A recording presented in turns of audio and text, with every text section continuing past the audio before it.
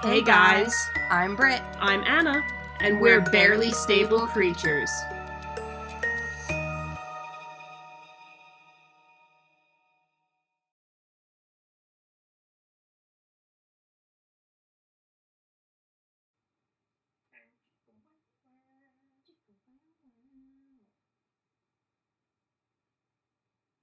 Weird how this time the metronome was off and Because we had it set to that. okay.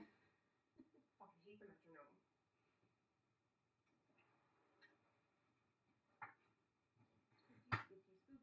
Spooky. I have 2 things to share. Alright. Welcome back, guys. Welcome to the second episode of Spooky Season. We just spent 2 hours decorating, setting up a camera, so if you guys are watching this, hello. Then hi. We were successful. If not, then sorry. This will never make it into the internet at all. Only audio. Yeah. So it's been a minute because we did the last 2 episodes we recorded in the same week. Pretty much within a couple days of each other. Yes. Because we had some stuff going on, so we wanted to make sure that to keep up with our schedule that we did those first. And now we're back on schedule, and we have a really cool episode for you guys today. The theme is going to be Haunted Long Island. So we're pretty excited about that, since we are from Long Island. If nobody can tell. Yeah, if you couldn't tell by, how we talk. So I have an update for those random emails that I was getting. Okay, let's hear it. So this is from a guy named Glenn at choicewaste.com. I can't even print it. It says hi with a bunch of random letters, just like capital and... Hi. Yep. Very pleasure met you here. My name is Alanchik. ALINCHIK. I have no idea. I'm decided to outbreak the search for a human. I don't like the sounds of that. I'm not searching for a magnate, but every woman wants to find reliability, mutual understanding, respect, and decency in a human. If you also close to such a relationships, and you want to get to know, just write back. Maybe I'm the one you've been looking for. You know, Anna, he might be. I want to get to know you closer. What the fuck? Shaka, which he spelled differently from the first time. Now he's got 3 names. Yes. Maybe he was by Glenn, that's like his Americanized name. Maybe. So I don't know if you know this, but I have to submit a timesheet every day for work. I have to send them a picture of the one that I fill out. On September 29th, I wrote the date as 9/29/30. And no one from my home office has reached out to ask if I'm okay, because apparently I skipped 8 years. Yeah, we've been to the year 2030.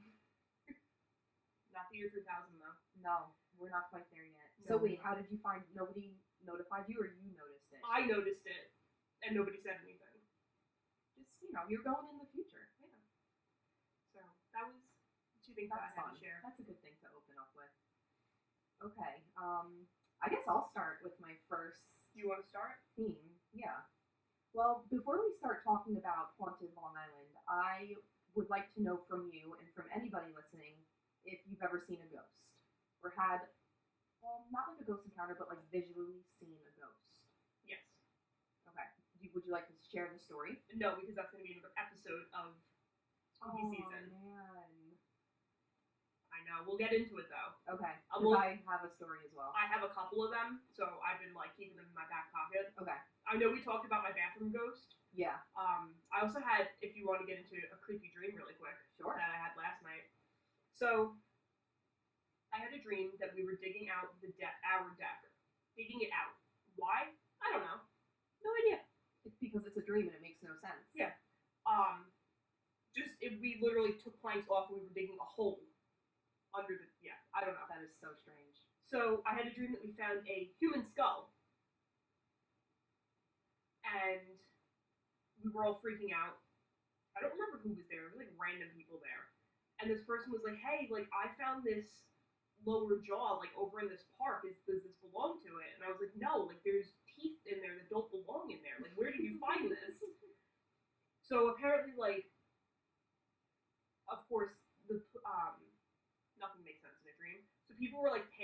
come in and see this human skull because apparently it was from a murder of a missing teenager from like 30 years ago. This could be a movie. It could be.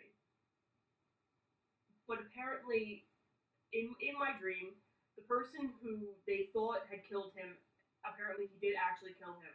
And they couldn't find his body because they used cement to dissolve the rest of the skeleton. How that makes sense, no idea. You made an artifact. So the only bone that was left to this teenager was his skull. It was so weird. And they were selling T-shirts, like... In your house? Yes. It became an attraction. Yeah. That's great. You remember a lot from that dream. Because it literally just happened. Literally last night. Wow. Okay, so haunted Long Island. There's many places on Long Island that are known to be haunted. And me and Anna picked, what did you pick, 2? I picked 2, and she also picked 2, just so we could talk about them more in depth. Like I said, there's a lot of different places that you could look into, but we picked the ones that were the most fascinating to us. The first one that I'm going to talk about is the King Park Psychiatric Center. I'm sure even people who don't live on, maybe not, I don't know. I know that on Long Island, this is a very popular one. Yes, because I know that the history behind it is gruesome, to say the least. There is, I mean, if you go on YouTube, like, I love watching urban exploration. That's a word. It's a long word. A lot of syllables. There's urban exploration channels that have done Kings Park. There's this one channel that I love, and I think you guys should go check them out, called The Proper People. They've done urban exploration all over the world when they travel. They do some like really like hidden gems, and they'll tell you a general area of where it is, but they won't tell you where it is because they don't want people going there and analyzing. And they found some really cool like mint areas. Mint. And I'm sure a lot of the people listening have even possibly been to the Kings Park Psych Center. I know that I have. Couple years ago. I've been there. I haven't gone in, but I've been there. But I know that all the vandals, like the building is literally falling down. They're decrepit. Facility was established in 1885, and it covers over 800 acres of land. There are over 150 buildings, and it was home to more than 9,000 patients at its peak. Do we know how many buildings are still standing? Yes, I will get to that. Okay. It was pretty much like a community within a community. They had farmhouses, libraries, a cemetery, firehouse, butcher shop. I know that they were pretty self-sufficient too, because they had all of the patients worked within the facility as well. Yeah. There was even a bowling alley, and I saw that when I went, in to go visit it. And although this facility has not been running for many years, it is known that you can still hear screams, moans, and banging against the wall from possible ghosts that were once patients. I can attest to this because I visited here 3 times, all of which I had semi-creepy encounters. I've climbed up to the top of the main building to see the sunset. I've worn gas masks in there. Because it's filled with asbestos and mold. And literally lead. Don't eat the lead paint. I went in the snow once, and I saw footprints in the snow that literally just like randomly stopped. They did not go anywhere. And I've heard dogs barking in the area, and I did hear a man's voice when I was there with my friend, and we could not tell where it was coming from. It sounded like it was close. So most of the houses are covered in graffiti, and they're barely standing upright. I believe you're no longer allowed in there at all. So I know that the land that it sits on, they've made it into a park. Yeah. So you can just walk your dog. Yeah, with the big buildings looming and over. Ghosts. But I do know that the security has kind of stopped because they know they can't stop everyone from going in, and the building is so decrepit, especially the main building. I know there's cracks in the floor. Like, I know it's pretty much going at your own risk. And if you end up getting hurt, that's your own fault because you went in there when you're technically trespassing. So a ton of really terrible, outdated medical procedures took place here, such as electric shock therapy, insulin shock therapy, and prefrontal lobotomies. There are extensive underground tunnels which connect all the buildings together. And this place was truly an inhumane, abusive, just not overall good psychiatric center. Right. Well, none of them really were. No, especially at the time. So I'm just like, no wonder that there's ghosts haunting the place after what happened. I feel like I would definitely haunt that place if I was there. Was it a tuberculosis ward before it became a psych center? I didn't read anything about that. Okay. Because I know some upstate were tuberculosis wards, and then... Oh, perfect. Excellent. Let's get TV. It actually started out as a farm colony where patients would attend to and maintain crops. So they were pretty much responsible for growing their own food. And due to hospitals in Brooklyn being so overcrowded, Kings Park Psych Center was created to avoid overflow in nearby hospitals. And I think Pilgrim was also... Yes. I think it was built around the same time. Mm-hmm. Pilgrim is also mostly still operating. Yeah. There are buildings that are shut down, but because it's still an operational psych center, the security there is much tighter than Kings Park because they don't want anybody going in there, especially with the patients being there. I wouldn't go anywhere either. No. Have you been to the Suffolk campus at Brentwood? It's literally next to the psych center, and you have to drive through part of the psych center to get there. Really? Yeah. Oh my god, I'm glad I didn't go there. So a report read, quote, "The buildings were unsuitable and unhygienic, clothing insufficient, and of poor quality, food often unfit for human consumption." So I'm sure in a way the patients might have been almost relieved to kind of grow their own crops, because at least they knew that they were getting fresh plants and, vegetables, right, as opposed to the other things that they were eating. I know you've never watched this movie, but One Flew Over the Cuckoo's Nest with Jack Nicholson, we have to watch it because it basically Jack Nicholson's character is he pleads insanity during his criminal case, and he did that to avoid jail time, but he wound up in the psych center with Nurse Ratched, and it's such a crazy story. But it involves, everything you're talking about. Because it took place, I think it was supposed to take place in the 50s. The movie was filmed in the 70s. So they go into the lobotomies and electroshock therapy.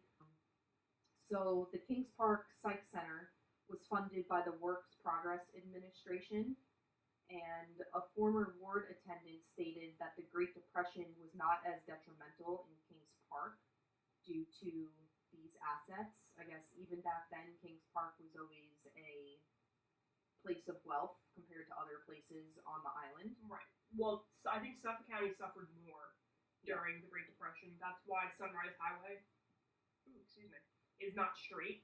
That's why it's got a lot of curves in it, because they wanted to make the road longer to keep the road work going, to keep the guys employed. So that's why we have potholes everywhere. Thanks, guys. That's the last time that Sunrise Highway was paved. Yeah, literally. Following World War II is when the inhumane treatment reached a higher level. During this time, there were hundreds of prefrontal lobotomies performed, as well as shock therapy. During this procedure, trigger warning, doctors literally inserted a metal rod through the eyelid into the prefrontal cortex area of the brain, which led to patients becoming docile and zombie-like. Which I guess works great for the attendants because they don't really have to keep up after them. Right. So, if anyone doesn't understand what a lobotomy is, it's basically to kill the prefrontal cortex. It's to... You have no decision making, no speech, you have no communication. It's such an important part of the brain that by getting rid of that, like I said, they pretty much become zombies. You're literally a moving vegetable. You have no... Disgusting. Right. In 1954, the patient population reached its peak at 9,300 patients. Thankfully, as the years passed, these numbers steadily declined as they developed better and more humane ways of dealing with mental illness, such as medications and different types of therapy. Well, they also, like, any kind of anxiety, they threw. Oh yeah, them and right they were not getting medicated for it at all. Right. It also wasn't. I mean, you're talking It about. wasn't a woke time. No, but disabilities too. Anybody with autism, Yep. Downs, I mean, any kind of treatable. Not disease. That's not the word I'm looking for. Treatable illness and disability. They threw them right into the psych ward. Yeah. Because they didn't want to deal with it. If you Even if you were homeless, right, you just go there. Yep. Lucy Weiner was a former patient at the hospital in the 1960s, and she actually created a documentary about her time in the hospital. She described her stay as terrifying and stated everybody was afraid of the hospital. A ward attendant in the film describes that it was hard to determine why certain patients were there, as they rarely received any medication. Right. They at that time they weren't diagnosing people. No, they were almost just collecting them. Collecting them and just throwing them in there. There were some potential reasons why one would be admitted into the Kings Park Psych Hospital: homelessness, being orphaned, maybe their families couldn't take care of them, they were immigrants, or diagnosed with a mental illness. This was pretty much a place that provided a home for someone who had nowhere else to go, and many would describe it as a prison. I honestly think that that's why. I think that's why we have such a hard time now with homelessness and building a place for them to stay, is because of the way they were treated. I feel like on some level, society's almost scared that they're going to get thrown into a place like this. Yes. And for me, if I was homeless, I'd rather be homeless than go to a place like that. Right. Well, because they don't know what's going to go on behind closed doors. I'll find a rich person on the street and give me a one ticket flight to Hawaii, and I'd be set. A little sunburn, you'll be fine. I'll be fine. Lucy was in the female violent ward, where they were allowed only one shower a week. Ew. Yeah. The stalls didn't have doors. She states it was the violent ward, but it was the quietest place on earth. I guess due to many people being drugged and being a zombie. Right. The attendants would beat the patients, and a psychiatrist explained that attendants would often suffocate patients with pillows to kill them without leaving any evidence. Well then. Yeah, isn't that great? Yeah, took a dark turn. Yeah. Another story of a former patient was a man who was admitted as a child after escaping foster care. He was placed in the disturbed ward for adult men. He stated because he was small, he was able to get out of a straitjacket, and for this he was brutally punished by the attendants. They would tie the straitjacket on a hook and lift him off the floor. Since there was nobody overlooking this type of behavior, attendants pretty much got away with anything they wanted to. In the early 1970s, downsizing of the hospital began. Patients were either dropped off at welfare offices in the city or relocated to group homes. They would release them too. Like they'd be like, yeah, you can walk out these doors and go. Well, that's when the hospital closed. That's what they did. They were just like, they didn't care. Goodbye. They could care less about where that person ended up. And I think for a long time there were still patients who were living in there as homeless people. There has actually been cases where trespassers became lost in the underground tunnels or in the buildings, requiring rescue by police officers. I think most of the underground tunnels now, so they made underground tunnels to be able to go from building to building in the snow, so that they didn't have to trek them through. Well, that's nice of them. It was also for maintenance. There's access to all of the plumbing and heating and things like that down below. But I think a lot of them now have either caved in or they filled them in because of the people going in and out of them. Yeah.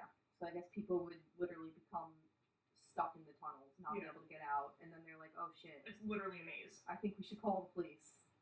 Today, less than 30 buildings remain as a result of, I think it's 27 years of abandonment and decay, 1996. I think a couple of them were set on fire by arsonists.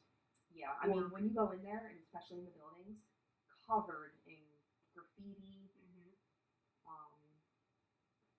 Trespassers have reported hearing screams, watching doors open and close on their own. Hell no. Yeah, and they have spotted ghosts in the windows of multiple buildings. And when I was there, it was such like a creepy, you can feel the creepiness when you're in there.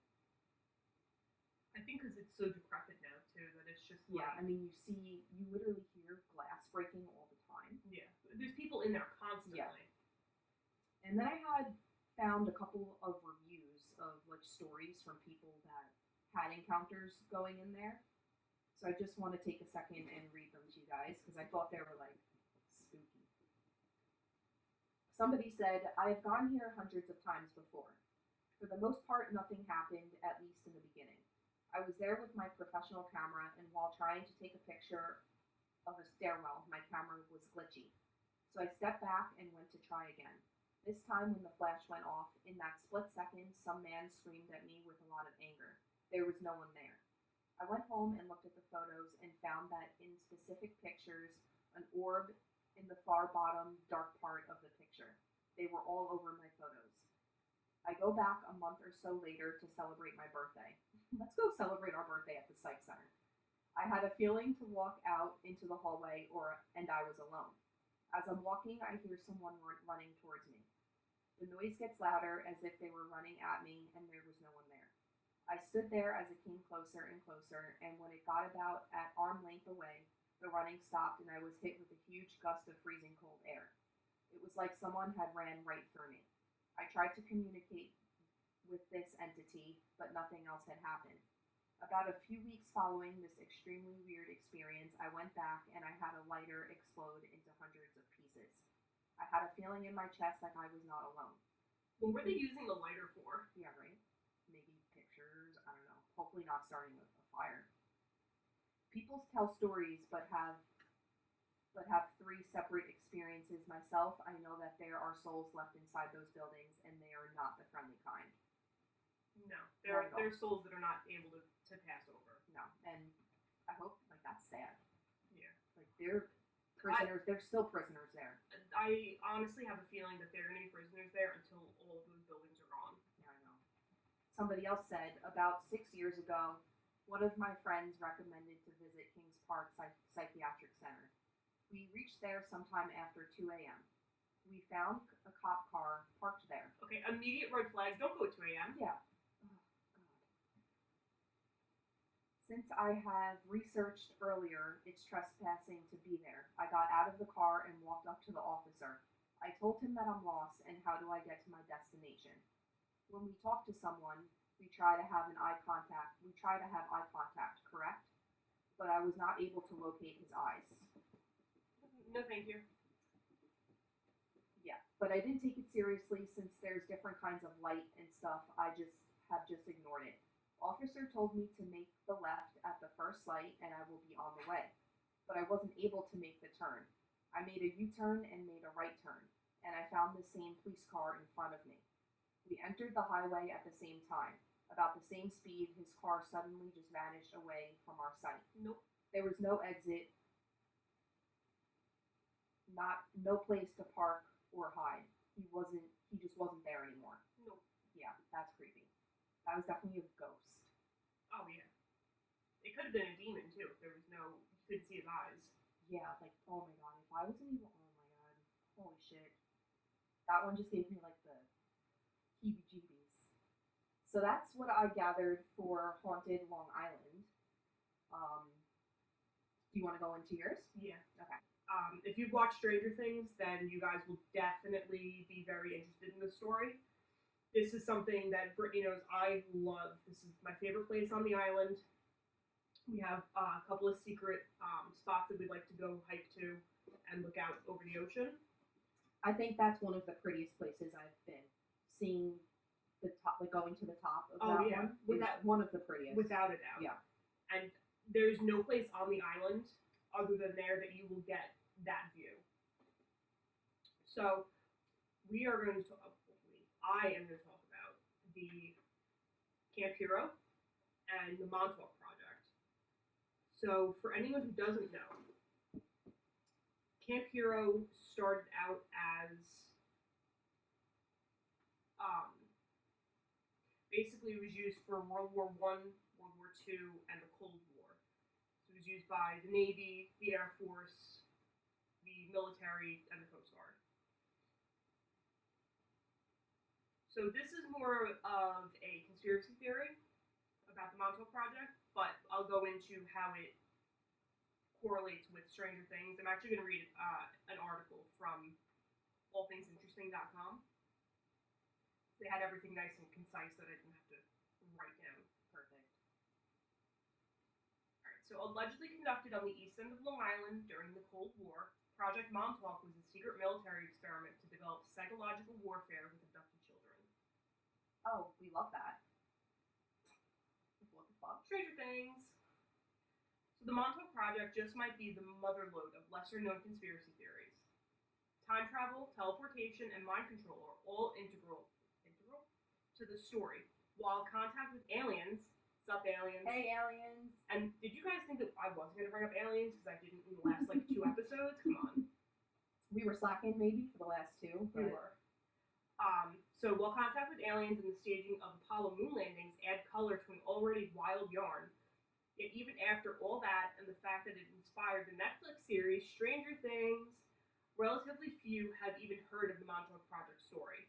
Yeah, when I found that out, I didn't know of the Montauk Project story. When I started watching Stranger Things, people were like, "Oh, it's based off Long Island." I was like, "No way, which part?" Like I had no clue. Which part? I was like, "Whereabouts?" Alright, so how is it that the Montauk Project, which purports that shadowy elements of the U.S. military turned a pair of military installations on the far reaches of Long Island into a hub of illicit, chilling research into the paranormal, has gone overlooked? Perhaps because the story originated in sources that are dubious even by conspiracy theory standards. Though even if the Montauk Project itself is fiction, which it surely is, I don't think it is, personally. No, I don't think it is. The Central Intelligence Agency, or the CIA, documented history of disturbing experiments like the ones supposedly carried out at Montauk means that this theory will stay intriguing for the few who know it.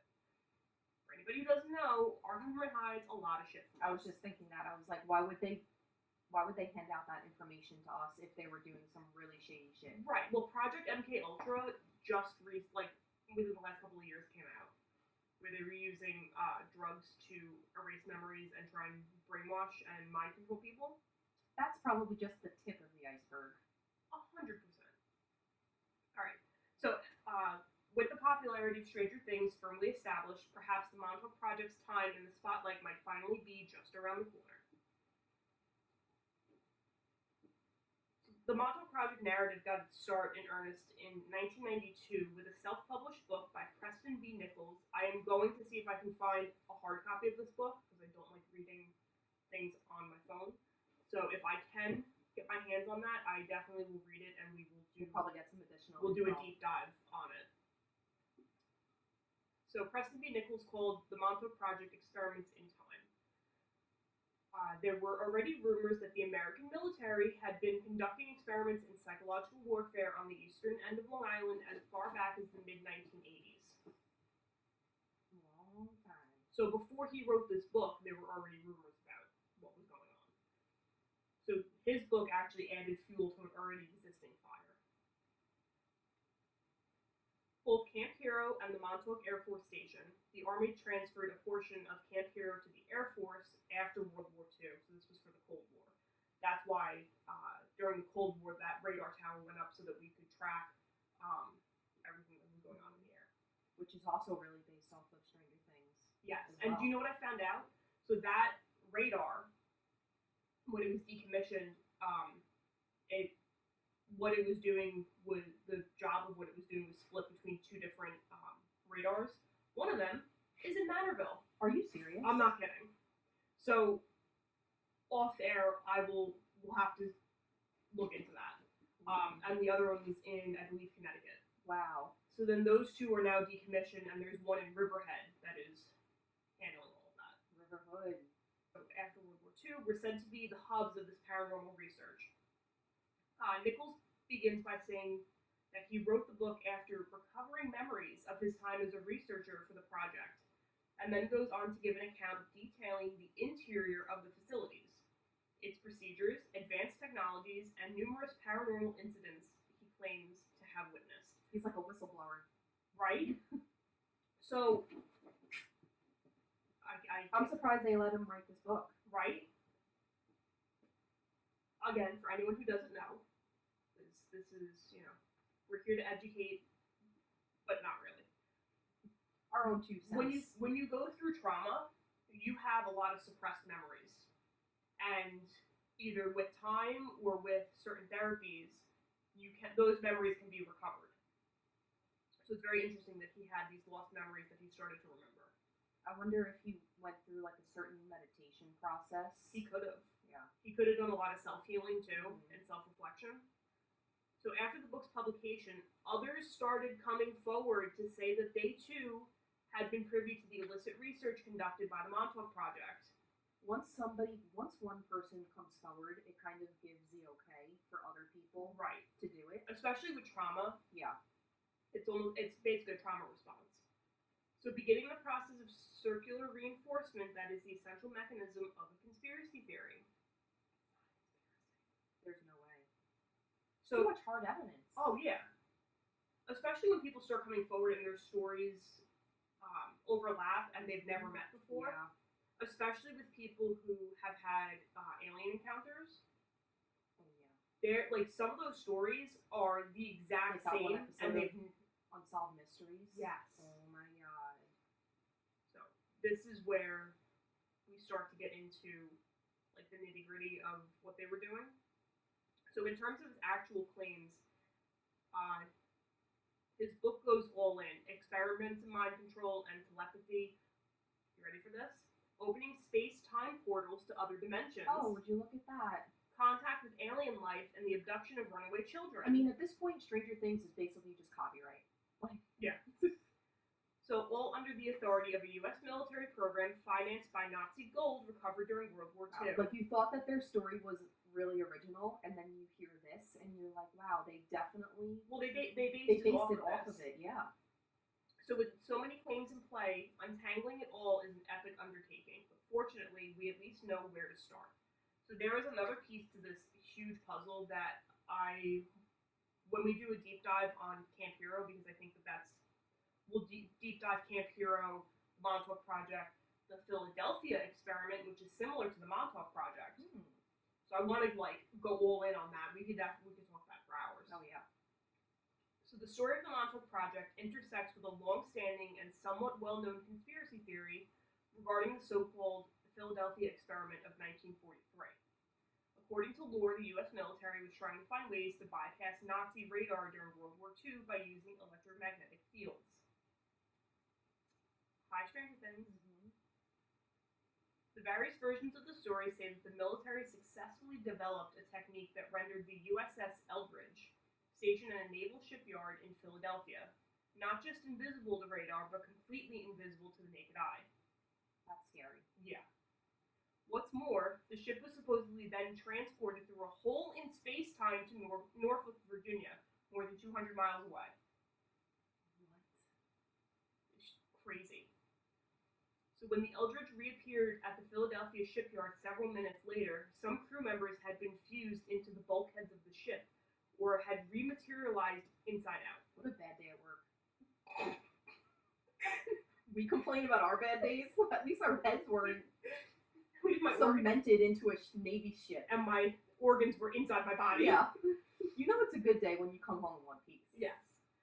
So those who weren't were driven insane by the disorientation they experienced while the ship was in a so-called hyperspace bubble that existed outside of space-time. If anybody's watched Donnie Darko... oh my god, you just read my mind. If you haven't, fucking go watch it. And not that I don't like movies, I'm not the biggest fan of movies. Brittany can't sit still long enough. I can't sit still, and this movie I've seen so many times. There's I could keep watching it. There's so much to it. Each time I watch it, I find out a different piece that Yes. I didn't recognize from the times before. This movie is so deep. You guys Also, have to watch it. Young Jake Gyllenhaal, A. Oh yeah. B, Drew Barrymore helped to produce this movie, and she's in it. Yes. And So- Jake Gyllenhaal's sister. Maggie Gyllenhaal, yes. Yeah, which plays his sister in the movie. Exactly. So they go into wormholes and Time travel and space, and it is such a good movie, especially now for spooky season. So put that on your list of movies to watch. Good cult, really good cult movie. Yes. So nearly all of the key details are either disprovable through obvious chronological inconsistencies or violations of the established laws of physics. Which would make sense with time travel if it doesn't add up to the timeline. If they were doing some sort of time travel, then it wouldn't add up. Right. Moreover, no two retellings of the Philadelphia experiment story are ever the same, and people who actually served on the Eldridge in 1943 dispute the story entirely. Nonetheless, this conspiracy theory had been bouncing around for a few decades before it helped give birth to the Montauk Project story. So, in 1984, a schlocky, otherwise forgettable B-movie was made about the Philadelphia experiment, aptly titled The Philadelphia Experiment. Very original. When a 57-year-old man named Al Bielek saw the movie in 1988, he claimed that he experienced an overwhelming sense of deja vu. Yeah. So using New Age therapies and practices, Bielek said that he was able to unlock a massive store of repressed memories about his extensive involvement not just in the Philadelphia experiment, but in something called the Montauk Project as well, and that the two were intertwined, suggesting that his memory had been wiped using the CIA's MK Ultra techniques to maintain the secrecy of the program. Bielek claimed that his real name was Edward Cameron, and that he and his brother Duncan Cameron were crew members on the Eldridge in 1943 when they were in their 20s. That's spooky. I know. So Bielek told his story to an audience at the Mutual UFO Network Conference in 1990, saying that not only that the Philadelphia experiment was real, but that he and his brother were aboard the ship when it happened. He said that none other than Nikola Tesla himself had engineered the equipment that caused the Eldridge to break out of space-time, and that it had even opened up a wormhole to the future, which dropped the two brothers in the middle of Montauk's Camp Hero on August 12, 1983. Wow. Is he still alive? I'm not sure. So, at this point, Bielek's story becomes convoluted, but the thrust of it is that he and his brother joined up with the Montauk Project, which had grown out of the electromagnetic research of the Philadelphia experiment. Bielek claims he befriended Nichols, the guy who wrote the Montauk Project book, in the 1970s, and that together they developed the Montauk chair.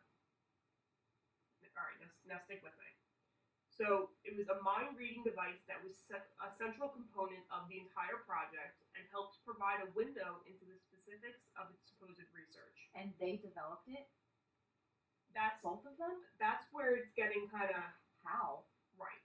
So, Preston Nichols details his alleged work on the Montauk chair in his book, claiming it used electromagnetism. So, at least one man has claimed to similarly recover his traumatic memories of the Montauk Project. Just as... What are you doing? Why are you being nosy? Just as Bielek and Nichols had, Stuart Swerdlow, that's the last name for you. Nice. Oh, I want to see Brittany's face when she tries this one because I didn't like this flavor. I like it. Yeah. It's not very flavorful. I don't know. I didn't like it. It's clear.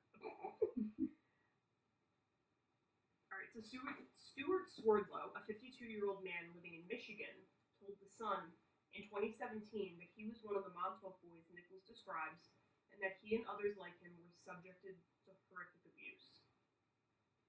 When the experiment started, they target expendable boys, like orphans, runaways, or the children of drug addicts, the kind of kids no one would really come looking for. The aim was to fracture your mind so they could program you. They would change the temperature from very hot to very cold, starve you, then overfeed you. I remember being beaten with a wooden pole. And then and they loved to hold your head underwater until you nearly drowned. That was effective. It makes a person likely to listen to and obey their rescuer. They also used LSD to put our brains into an altered state, Come on. which that's what MK Ultra was. Swerdlow added that he also observed project staffers sexually abusing the children in order to break them down. Swerdlow even alleged that he and other Montauk boys were sent to Mars and back to biblical times via the project's portals. What? In the early days, as they were perfecting the coordinates, a lot of boys were simply lost, he said. I still have nightmares about it today. I wasn't there when the Montauk chair was shut off, but I felt it, like I had suddenly been unplugged from electricity. All of the project's experiments finally came to an end in the early 1980s, Nichols claims, when things finally went too far even for the researchers responsible. Nichols claimed that whatever someone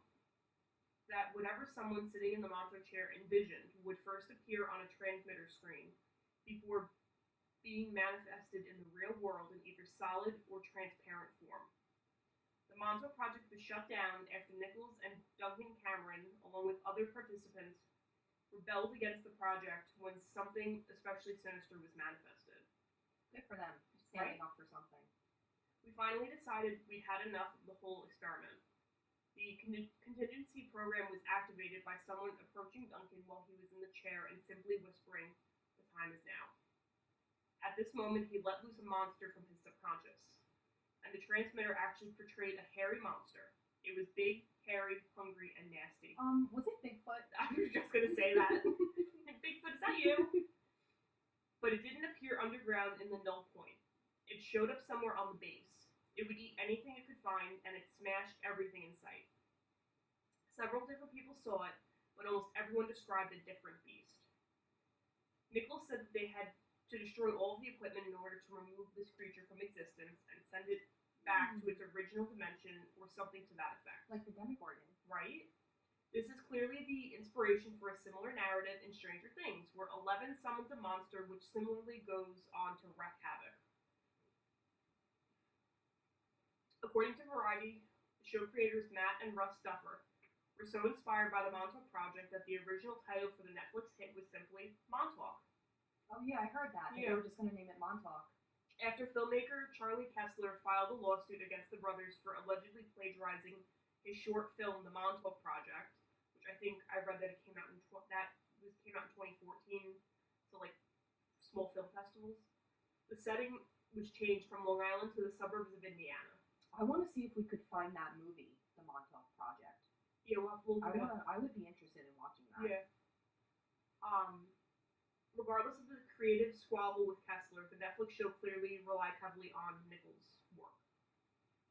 According to Nichols, the basement levels of Camp Hero were flooded with cement once all the equipment was destroyed and the project was shut down, with anyone involved in the project having their memories of the project suppressed using MK Ultra techniques. The decommissioned facilities of Camp Hero are still standing, however, attracting curious passersby and local townsfolk to this day, regardless of what actually happened inside. The Sage Radar facility has become a notable landmark for boats sailing around the North Fork of Long Island. So for anyone watching, we'll try and put a picture of that radar tower into the video, because it is super, super cool. I have a bunch of pictures that I've taken of it. It's very spooky, and it's huge. Yes.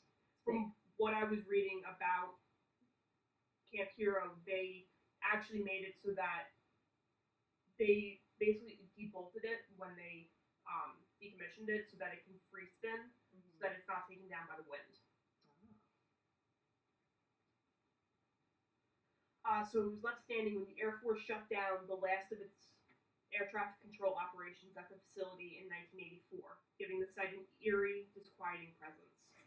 The military, for its part, has disputed that anything like the Montauk Project took place on Long Island. But those sorts of denials often do little to dissuade believers because the U.S. government likewise denied their research into mind control and remote viewing with just as much assuredness as they deny Nichols' claims. So, that sounds about right. MK Ultra is like, it's such a shitty thing that they did, and they denied it for years that they ever did anything like that, and then when the files were declassified, they were just like, oops. Yeah, we did that. So right up until the moment the research documents on MK Ultra and other similar projects were declassified. So that's when they were denying that they ever did anything related to mind control. While most locals likewise consider the Montauk Project story to be a fabrication, they aren't entirely convinced by the U.S. military's insistence that the Camp Hero and Air Force Station facilities were entirely above board either. No doubt stories have been, can I help you? Have been embellished, said Paul Monty, the president of the local Chamber of Commerce, but I don't doubt that things went on there in the Cold War years. Even today, the base is patrolled and watched. They obviously don't want people in there even now. No. Filmmaker Christopher Gaetano, whose documentary The Montauk Chronicles explores the history of the subject, believes that it's important to consider a few precedents before writing off the story entirely. The more I've researched, the more I've begun to believe it is not so ludicrous, he said. We know that there was military interest in paranormal phenomena. Project Stargate, which again, we'll get into, like this would have to be a multi-part series because there's so much intertwined in it. Project Stargate began in 1978 and was later declassified, looked at whether physics could perform remote viewing and see events from great distances. MK Ultra used vulnerable people like prisoners, so why is it so far-fetched that orphans or runaway boys would be targeted? They seem exactly the sort of subjects who would be easy to take, and Montauk would be the ideal facility. In the winter, it's like a ghost town. It really is. It is. It's night and day. It's, summer in Montauk versus winter. But it's still so cool. Yeah. I went to Montauk maybe once in the winter, and we'll have to go again. It was just spook. I was like, wow, I was so used to going there and seeing so many people and so much going on. Yeah. There's literally nothing. The fall too. On. Like it's like we'll have to bundle up, but it's so cool. So as chilling as these notions are, the Montauk Project and the outlandish stories associated with it sit squarely within the realm of fiction. But will some proof eventually spring forth from the depths of the government's archives in the coming years or decades? Perhaps only time will tell. So this was written by, I just want to give a shout out to the author, Marco Margitoff. He wrote this article on allthat'sinteresting.com. Cool. Which I think he did a phenomenal job because it really goes into everything. He summed it up, but he also went into detail like about the Philadelphia project and things like that. And I will save this because there are links to the Philadelphia project and a couple of other things that are mentioned in that article. But I thought that was so interesting. Yep. All right, so you ready for this? Anna has a surprise for me. There goes my spider. So I need a pen. You ready? Mad Libs. Oh my god! Not just Mad Libs though. I love it. I have Stranger Things. No way. I have Monster Mash, Trick or Treat, and Haunted. Ooh, that's fun. So I think maybe to end off, we'll do Stranger Things. Yeah. All right. Oh my god, I haven't used a Mad Lib in so long. I'm just gonna like. Okay. You ready? I'm ready. Do you need the list of what an adjective and? I think I'm good. Okay. I can always look back. All right. So I need an adjective. Bright. Okay. A type of food. Pickles.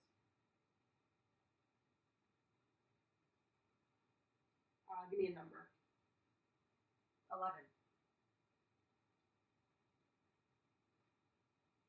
Type of food, plural. Hot dogs. Person in room. So either you or me. Anna. Okay. Give me a noun.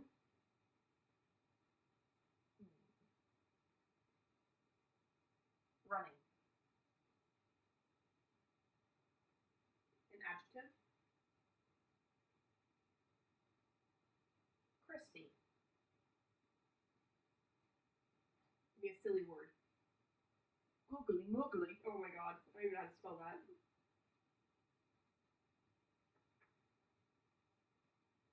Right, give me a place.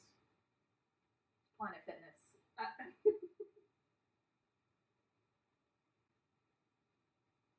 Right, give me an occupation. garbage man.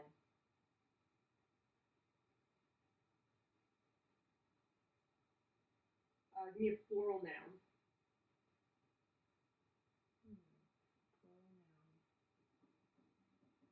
Jump ropers. Oh no, is that noun a noun? Noun is a person, place, or thing. Okay, yeah. Jump ropers.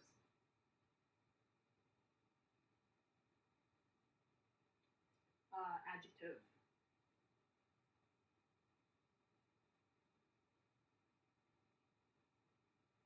Spooky. Noun. Miley Cyrus.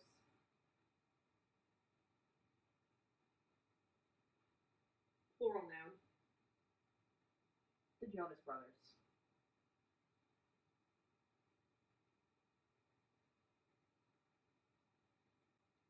Part of the body. Big toe. And a number. 52. Alright, you ready? Ready. This is called All About 11. She's fierce, loyal, and bright. This tough pickle will do anything to protect her friends. We're talking about 11, or L for short. So who is 11? We know she loves hot dogs, almost as much as she loves Anna, her first ever friend and running friend. But what's her backstory? Elle possesses a super crispy power, telegoogly moogly, which she developed at a young age. After being taken from her mother, Elle was forced to live in the Planet Fitness under the control of the sinister garbage man Brenner. Her powers were tested in experiments used to spy on the jump ropers, and during one experiment gone spooky, she first came in contact with the Upside Down.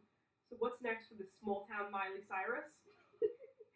With Hopper gone, her powers drained, and now moving away from Hawkins, leaving behind her Jonas Brothers and Mike, it seems like nothing but big toe break.